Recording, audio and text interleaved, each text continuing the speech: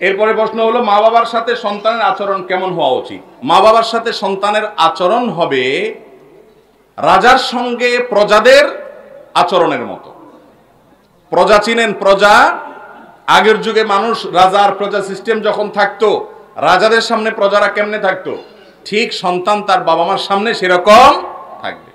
সম্ভবত আব্দুল্লাহ ইবনে আব্বাস রাদিয়াল্লাহু তাআলা আনহু থেকে একটা হাদিস বর্ণিত আছে যে উনি অথবা আব্দুল্লাহ মাসউদ দুজনের একজন হবেন, যে এক ব্যক্তিকে দেখলেন তার বাপের সাথে যাচ্ছে, কিন্তু দেখে বোঝা যাচ্ছে না বাপকে আর বেটাকে। তখন জিজ্ঞাসা করলেন লোকটাকে, বললেন আমার বাপ। তখন বললেন শোনো, তোমার চলাফেরা থেকে বোঝা যেতে হবে যে ভদ্রলোক তোমার বাপ আর তুমি তার সন্তান। এটা চলাফেরার স্টাইল দেখতে বোঝা যেতে হবে।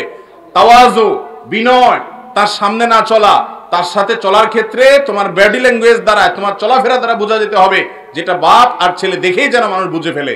আজকাল আমাদের সমাজে এগুলো আছে। এখন বাপ মার সঙ্গে দুর্ব্যবহার, বদাচরণ, দুরাচরণ, বেয়াদবি ঘরে ঘরে জনে জনে, ঠিক না ঠিক? ভালো করে শুনে রাখেন ভাইরা, রিদার রব্বে ফি রিদাল ওয়ালিদাইন ওয়া সাখাতুর রব্বে ফি সাখাতিল ওয়ালিদাইন। মা বাপকে যদি খুশি রাখতে পারেন আদব লেহাজ করে, তাহলে মালিক খুশি হয়ে যাবেন। মা বাপ যদি নাখোশ থাকে, মালিককে খুশি করার কোনো পথ খোলা নাই। যদি ন্যায়সঙ্গতভাবে মা বাপ আপনার উপরে নারাজ থাকেন, তাহলে আপনার কিন্তু রক্ষার কোনো উপায় নাই, কোনো আমলে কুলাবে না মা বাপ যদি নারাজ থাকে। এই জন্য জান্নাতে যাওয়ার কিছু শর্টকাট রাস্তা আছে, শর্টকাট সংক্ষিপ্ত কিছু রাস্তা আছে, কোনাকুনি।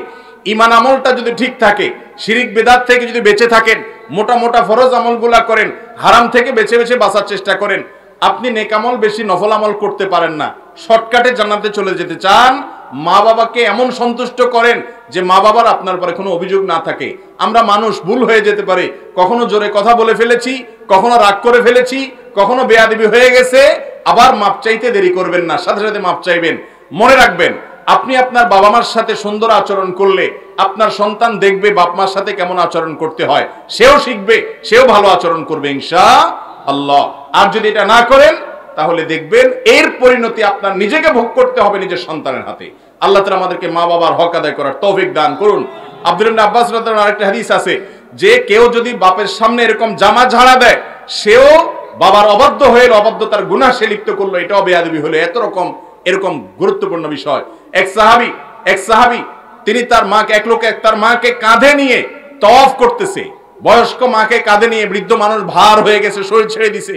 তখন এক সাহাবীকে দেখে তিনি বললেন যে আমি কি আমার মার হক আদায় করছি? এত কষ্ট যে ওনার জন্য করতেছি, আমি ওনার ঘোড়া হয়ে গেছি, উট হয়ে গেছি, ওনার বাহন হয়ে গেছি, ওনাকে আমার কাঁধে রাখি, সবকিছু আমি কাঁধে রেখে রেখে করি, নিয়ে যাই নিয়ে আসি, এইরকম সার্ভিস দেই আমি কি মার হক আদায় করছি? তখন ওই সাহাবী বললেন না, এখনো পর্যন্ত তুমি মার হক আদায় করতে পারো নাই। খোলাসা কথা হলো, নিজের শরীরের চামড়া দিয়ে যদি জুতা বানায় দেন মা বাপকে, বিশ্বাস করেন মা বাপের দায় শোধ করা সম্ভব না। এরকম ডেঞ্জারাস একটা বিষয়। এত কষ্ট তারা করেন, তাদের কষ্টের মূল্য এত বেশি। আল্লাহ তাআলা আমাদেরকে মা বাপের বাধ্যগত সন্তান হওয়ার তৌফিক দান করুন।